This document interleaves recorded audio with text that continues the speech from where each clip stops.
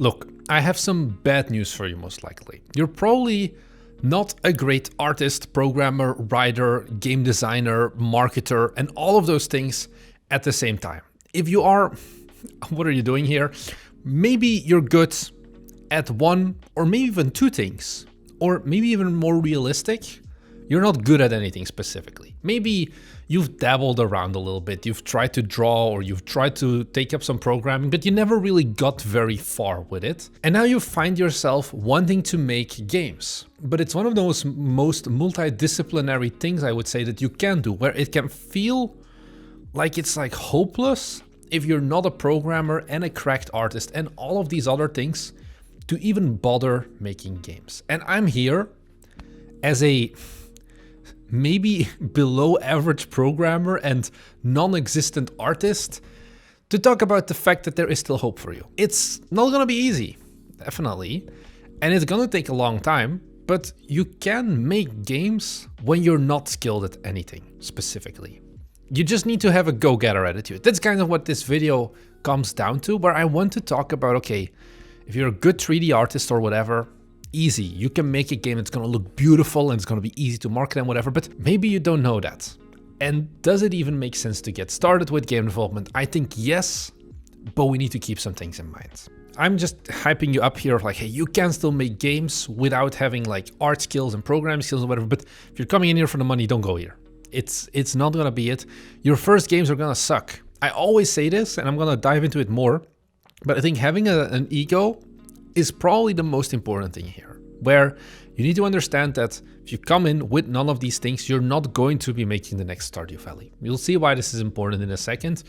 You can still make games. It's gonna take some time. It's gonna take a long time. It's gonna be a lot of trial and error. If you're watching this and you're expecting your first game to immediately be the Steam Game of the Year 2025 or 2026, whatever, it's not gonna be for you, this video. But I don't wanna gatekeep you here. I do wanna talk about, okay, if you come in with that student mindset of, okay, look, I know right now I don't have any remarkable skills, but I have a story I want to tell, I have a game I want to make, I do think I can help you. Let's start by offending most of the people watching here. If you want to make a game, even if you have skills, honestly, don't start with your dream game. Let's get that out of the way first. Your first game should not be your dream game. Your first game could be a stepping stone to your dream game. But I don't think you should start with your dream game. So if you clicked on this video because you had this idea you've been working on for 4 years and you want to get working on it for realsies now, this is not it. Because there's two possible approaches. Either, like you said, you are an absolute beginner and you don't really know anything specifically. In which case, if you are currently technically capable of making your dream game, I'm sorry dude, but you need to dream bigger. Because is your dream game really to make a simple 2D platformer that is just generic and a Mario clone and does nothing new and different? Because that's what you can make right now. Really, I think you're lying to yourself if you say that that's your dream game. I'm gonna be dead ass with you, I don't believe you. And then if you have an actual dream game that's, you know, like the next Skyrim or whatever, you should realize that, hey, I don't have the skills to make this. And even if I spend 10 years working on this, there's a very big chance you're never going to hit that point and you're just going to be demotivated and you're going to hate your game idea, you're going to hate game development and you're never going to give it another shot. Those are honestly the only two approaches that are going to happen if you start game development with that dream game idea. So instead, focus on, okay, this is my big dream game idea. Let's make some smaller games first to realize how does game development work in general, and two, maybe dive into just a single mechanic of your big scope dream game idea. Or maybe it doesn't even have to be your dream game idea, but just another game idea that you really enjoy. All good for me. Just keep that in mind, that your dream game idea is not the point to start with game development. It's the point to graduate game development, to put an end cap on it. Once you've released a few games and once you do feel like, hey, I am more confident in my skills as a game developer. So now that we've got that out of the way, let's start about working with the actual game we're going to be making. And here I need you to identify what's your strongest and weakest area. Because maybe you're not good at anything, but there's probably something that you are clearly worse at than everything else. In my case, art. 3D modeling, art, general vision, UI design, horrible at it. Especially when I started out first, I did not know what I was doing. But what I didn't do was I looked at, okay, I am really bad at art, let me work around that. And instead I was like, I'm really bad at art. Let's make my own art for my game. And it's bad. I think you underestimate how long it takes to become a good artist. We get this comment as well, like, oh, why doesn't one of you guys just learn art? It's because it takes 3 to 5 years with no guarantee of becoming a good artist at the end of the day, and you still haven't spent any other time on the rest of game development, basically.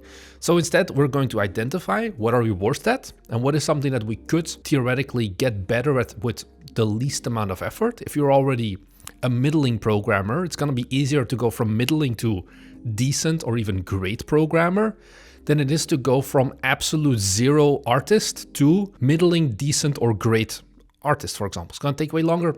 So we're going to work around that. Same thing goes if you're a bad programmer, but a decent artist. It's going to be easier to upgrade that way. Find out what doesn't work for you. And once you know that, you're going to have to realize that there are going to be some trade-offs. I'm going to assume also now that you do not have the lucky position that we had of having someone to work with you on the game. This can change things, but most of our audience is solo developers. I think most game developers are solo developers. And while it's very easy and fun for me to say, just find an artist or just find a programmer to complement your skills, I know at this point that rarely that works. Revenue shares does not work. You don't even know if you want to hard commit into game development and whatever.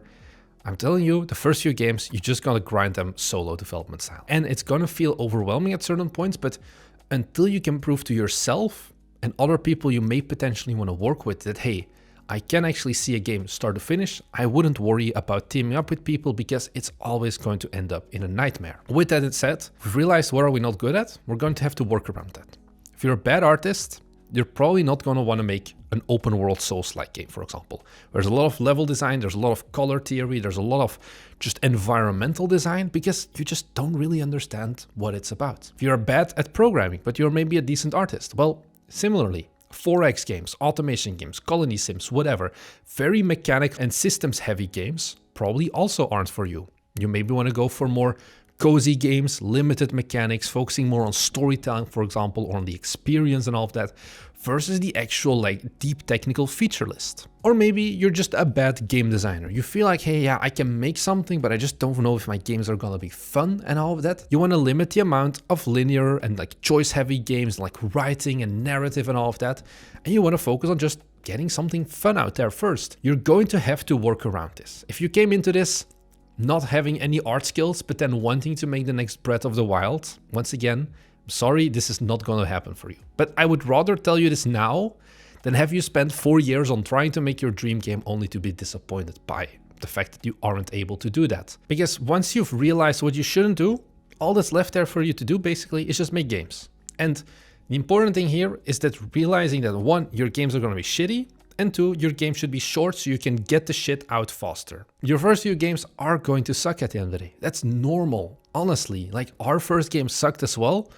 And it's just because you don't know anything about game development yet. You feel like you know maybe everything because you've played a lot of games before and it's like, how hard can it be?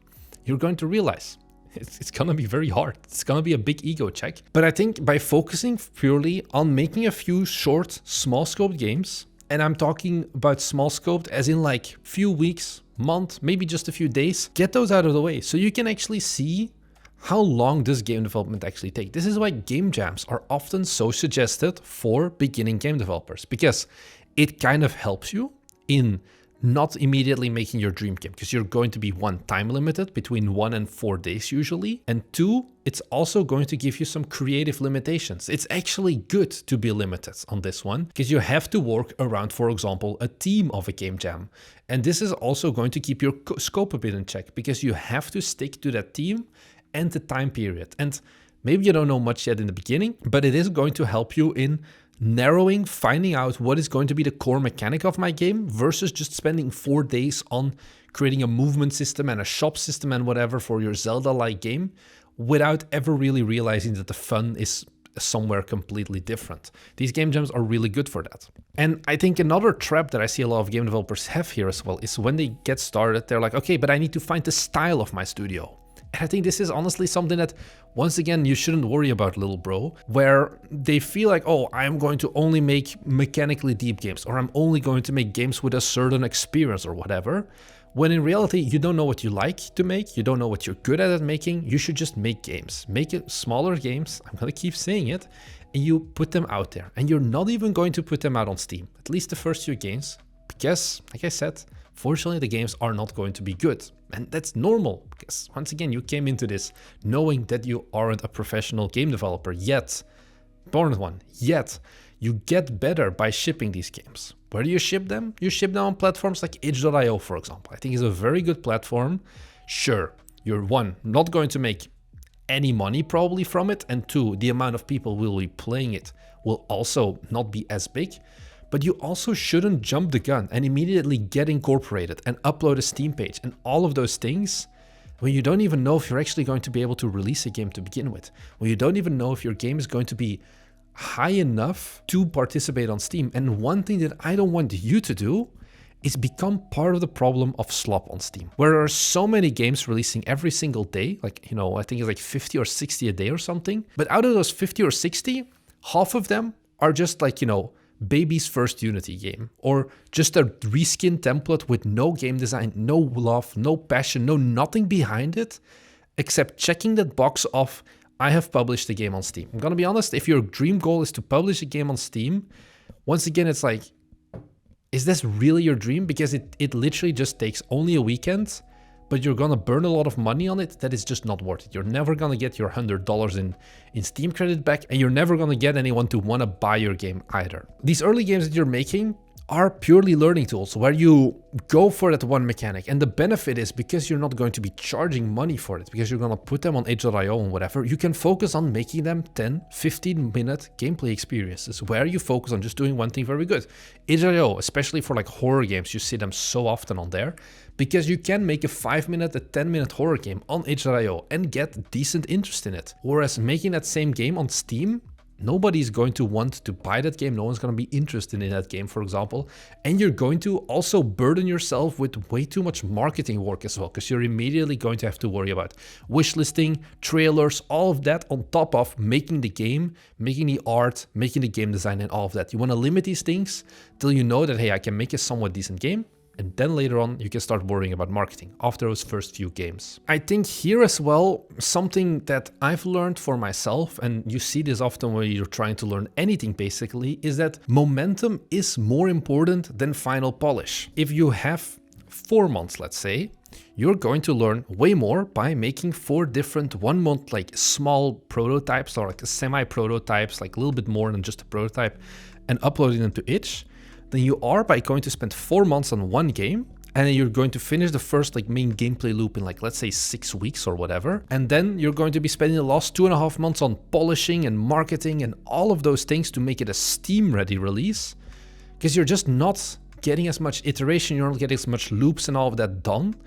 And you're going to be slowing down your progress needlessly. You're going to not be challenging yourself to learn more, because just focusing on updating the UI to be more professional or adding just a little bit more game feel when you've already done the 80-20 rule, you know, the Pareto principle, the first 20% gives you 80% of the results. That is going to be what you want to focus on with these games. The 20% giving 80% of the results, meaning you can make more games and learn faster, iterate faster, and get more momentum. And this is how you find your style as well, because you're going to realize this kind of games you're gonna like, the kinds of styles you're gonna like, and all of that. So just accept your limits, honestly. And going back to those games that you're making, I think this is something, maybe I should have said this earlier. Don't try to make everything yourself when you're a solo developer. If you are not a good artist, just accept that, hey, I'm gonna use assets. There's a lot of, you know, crap posting, I would say, of other bad game developers who are going to hate on you for using assets because you are ruining game development. I'm looking at you commenters in our like comments as well. You guys suck.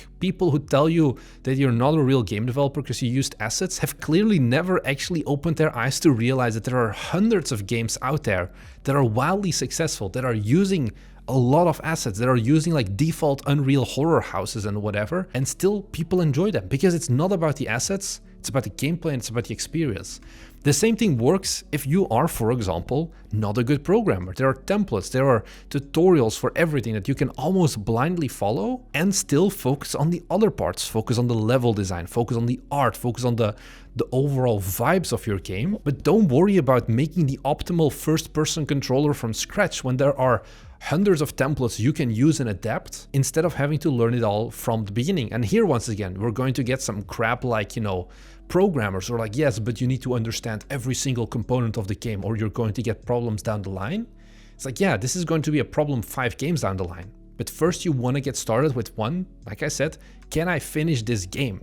And if that means you have to use templates, that's fine, because you're going to get better iteratively instead of assuming that I have to start from zero, custom engine, every single piece of art has been written by myself.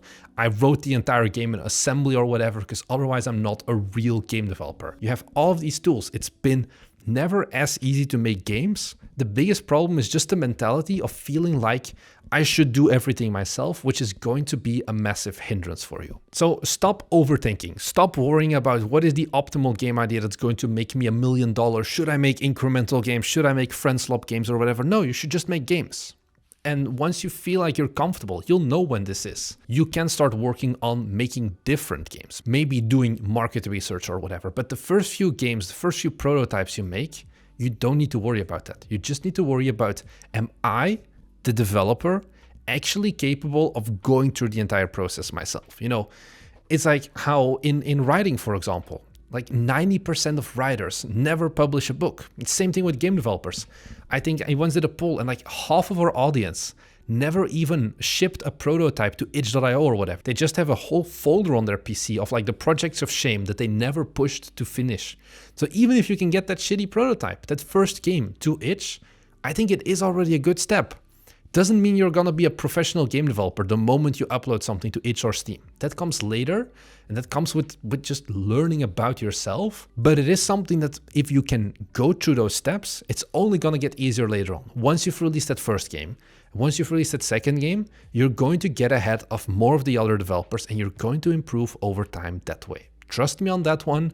Don't worry about the money for now. Don't worry about the market research. Just focus on making games and looking at, okay, what is the thing that I am the best at, in quotation marks? How do I improve upon that? And how do I make my game style based around that? You're gonna get better in visual design and all of those things over time, even if you're not actively trying to improve upon it by just iterating more. So just get started making games. That's all I really have to say. If you're new here, we make game development videos where we talk about the entire journey from me going from middling game developer at best to now having released some games that I think are pretty high quality. But those games required 5 commercial releases and a whole bunch of scrap prototypes along the way. That is just something that people sometimes don't keep in mind. Same thing with like the developer of Lidl Company. He spent lots of time on itch.io making small prototypes before he finally moved on to Steam, and then suddenly made it big overnight, even though he spent years of development on that. So if that's something you're interested in to learn more about game development, then be sure to head down below and subscribe, because there's a lot of other interesting content on this channel. Thank you very much for watching, and I'll see you guys in the next one. Bye!